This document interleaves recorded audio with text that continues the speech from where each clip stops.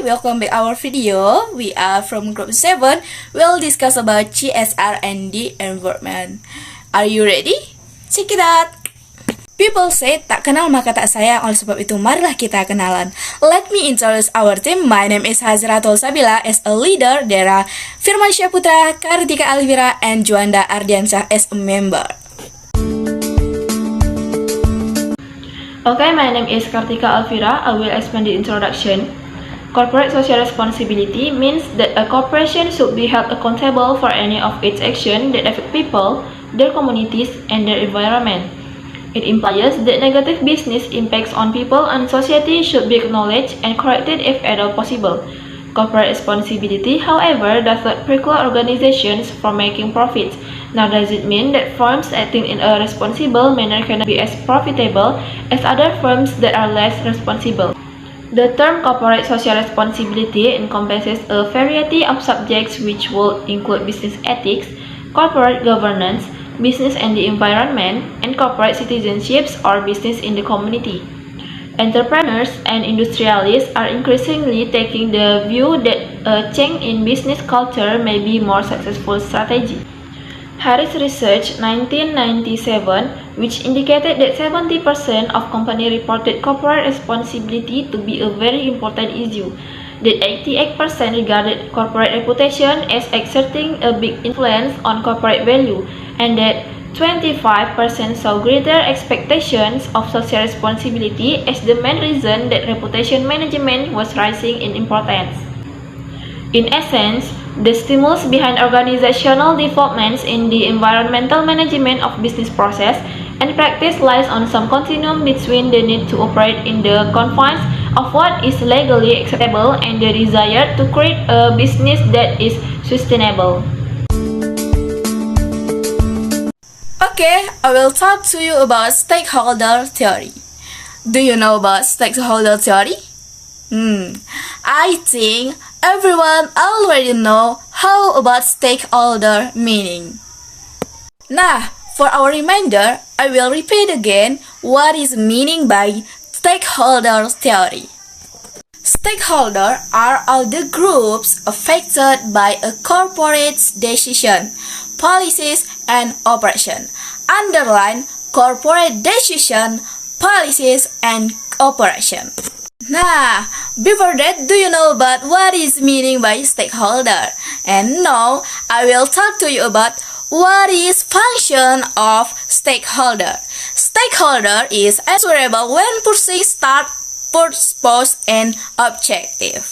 Environmental management. For understand environmental management, first, you must analyze an issue of corporate responsibility or CSR. Why we must analyze an issue of CSR? Because organization accepting responsibility for the impact of business process. The problem of environmental degradation is closely related to the issue of economic growth, and both industry and society needs to balance environmental protection with economic development. Underline, environmental protection and economic development is balanced. Okay, I will explain about business response to environmental concerns. There is obviously a close association between the level of legislative impact upon a firm and the degree of perceived impact the organization would expect to have upon the environment that may lead to the implementation of environmental management systems. SETI puts forward a threefold typology. The first is social obligation, a situation where the organization uses legal and economic criteria to control corporate behavior. The second is social responsibility. This type of organization tries to go beyond the requirements prescribed by law and instead seeks to conform to the current values and norms of society. And the last is social responsiveness. This organization exhibits a proactive strategy, actively seeking future social change. A further possible impetus for implementing environmental management system could come from political rather than economic sources. In simple terms, organizations that instigate their own environmental policies and or regulations tend to face a reduced threat from external regulatory bodies, and this improve company image while reducing possible checks upon corporate practices and processes.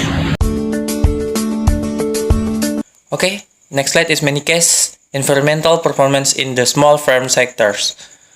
The small firm sector has not, however, keep pace with the general environmental awareness of business. Small firms have continually underperformed in the use of environmental audits, knowledge of environmental legislation, and the publication of environmental reports. A number of reasons have been put forward for the perceived failure of small firms to become environmentally aware. The first cause, second, lack of expertise. The three is ignorance legislation. Fourth is scale advantage. Okay, next, the interaction of business and society. In assuming that business needs to be more aware of its environmental impact, society as a whole is embracing as justification with exciting performance. The method by which a group or individual may come to this decision could be very subjective, based upon value judgment and experience. Cost benefits analysis is one technique which attempts to set out and evaluate to the social cost and benefit of an action. The essential difference between cost benefit analysis and ordinary investment appraisal methods used by firms is the stress on the social cost and benefits, and such an approach can prove problematical. Okay, next, methods of encouraging environmental concern within business. The first is government intervention, second is market mechanism, the third is external pressure, and the fourth is self-regulation. The benefit to business from the implementation of environmental policies. In order to improve environmental performance, there needs to be an increase in information and training, not simply about the environmental consequence, but also concerning the benefits that are being obtained by organizations that are adopting greater corporate responsibility. 1. Efficiency of factor input. 2. Improved market image. 3. Providing new market needs. 4. Proactive legislative compliance. Corporate responsibility without intervention. Many observers believe that a business environment which is allowed to operate without government intervention seems unlikely to engenders corporately responsibility organization. By the same token, legislation on its own cannot be expected to oversee all aspects of business, including the impact that firms have on the natural environment. Okay guys, I think that's all. We are from group 7. Thank you and so sorry. Bye bye.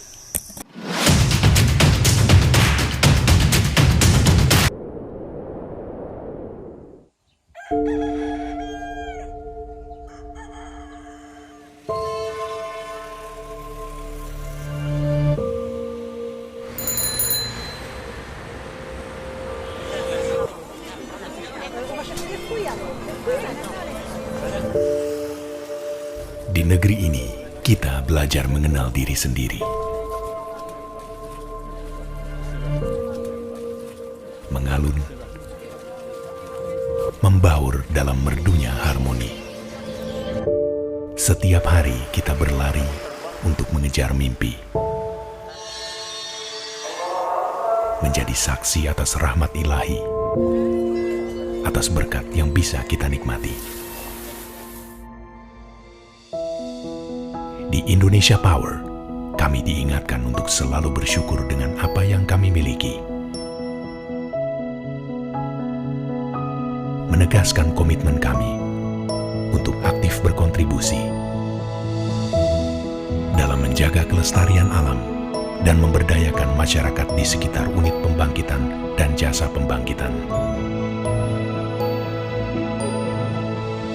Aktif dalam membangun kesadaran masyarakat tentang pentingnya pendidikan sejak usia dini.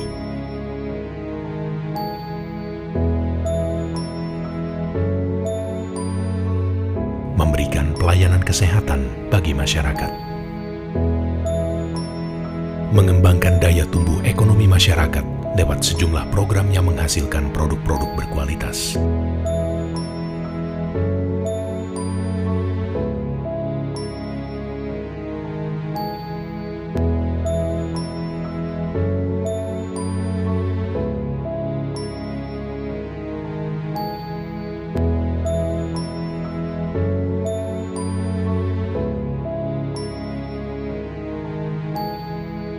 Memberikan pelatihan skill dan keterampilan dalam mendaur ulang limbah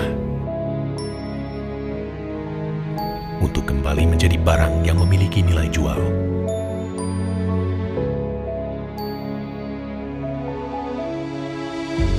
Pengelolaan lingkungan diwujudkan lewat sejumlah konservasi bersama-sama dengan masyarakat di wilayah kerja Indonesia Power. Indonesia Power bangga ikut menjadi bagian dalam menciptakan masa depan dunia yang lebih cerah. Indonesia Power, the power of the land, the power of the people, the power of Indonesia.